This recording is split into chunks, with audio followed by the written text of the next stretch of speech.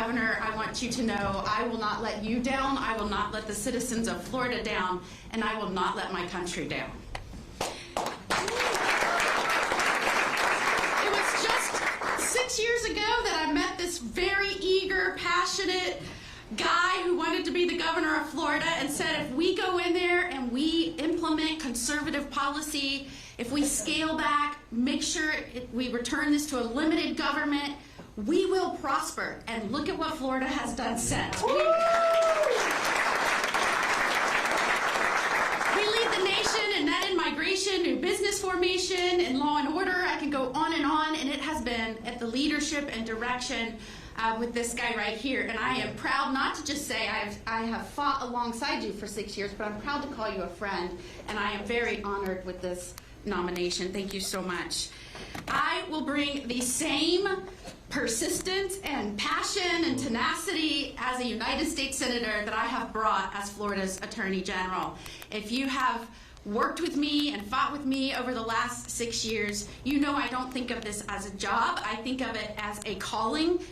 Every day I go to work, every decision that I make, every person I hire, I do so with the understanding that the people of Florida gave me this opportunity, and I want to deliver on what I assured them, and that was we were going to protect their rights, we were going to protect the autonomy of this state, we were going to protect our communities.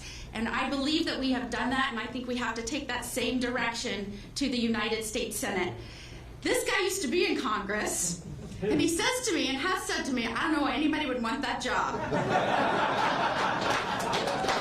I said to him, I kind of agree with you, Governor. I don't know if you can tell, but I'm pretty energetic. I like to get things done, focus on problems, solve the problems, deliver those to the people that hired you, your bosses, the citizens. And there's a lot of deadlock in Washington. And then I thought more about that. And I thought, if every person with the same energy, the same love, the respect for our founding principles, the ideals on which this country was built on, if every person like that with that personality said, I don't think I'd like serving in Congress, then we'd never change that culture.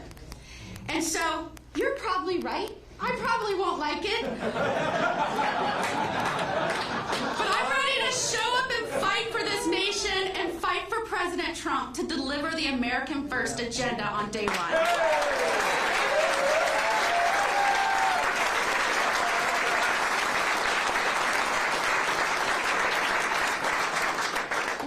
Angered me the most as Attorney General, as I've had to fight the Biden administration over the last 4 years, when we have seen policy after rule, after financial decisions, spending out of these agencies, as the agencies have gotten bigger, as they have taken more power, as they have tried to tell the states what to do more and more and more, all that does is take the will of the people, the want of the people through their elected representatives in Congress, and turns this into a country we don't even recognize anymore.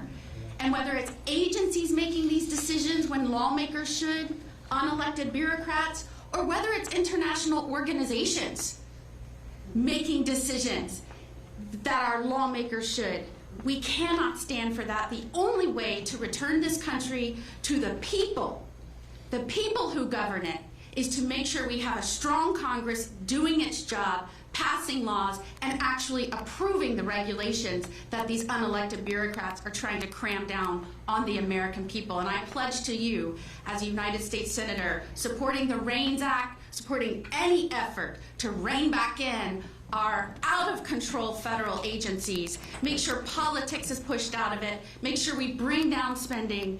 I am all for that, and I've got the backs of the American people, DOJ, and President Trump on that.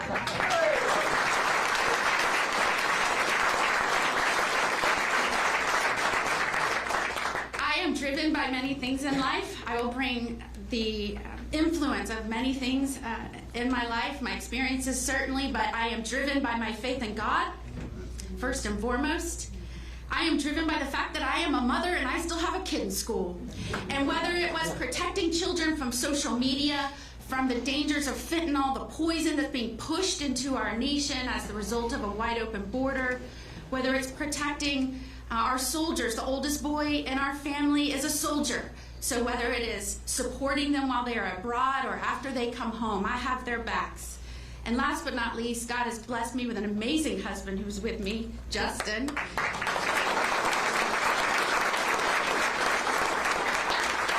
When I told him I wanted to leave the bench, now mind you, I may be the first senator governor, I don't know if this went into your plan. He was most excited I'm a trained accountant, so I can shrink the bloat of the federal government.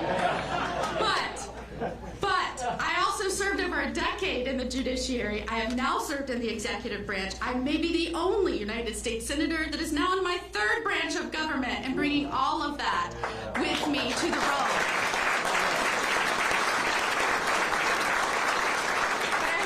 Amazing husband who has watched and been there with me while I railed on what was happening to this country as millions poured illegally into our country, watching the devastation and crime and overdose rates in our country. He has stood by me, never doubted when I said I wanted to resign from being a judge and travel around the state and be unemployed and get people to hire me to be their lawyer. He said, I've got your back. Partly because he's my husband, partly because he's a law enforcement officer and he knew he needed someone as the top cop that had their backs. So, to my husband, law enforcement officer, and my new family of law enforcement that has been with me over the last 6 years, you better believe, as a United States Senator, I will work for you, those that stand on that thin line between chaos and order, between safety and crime.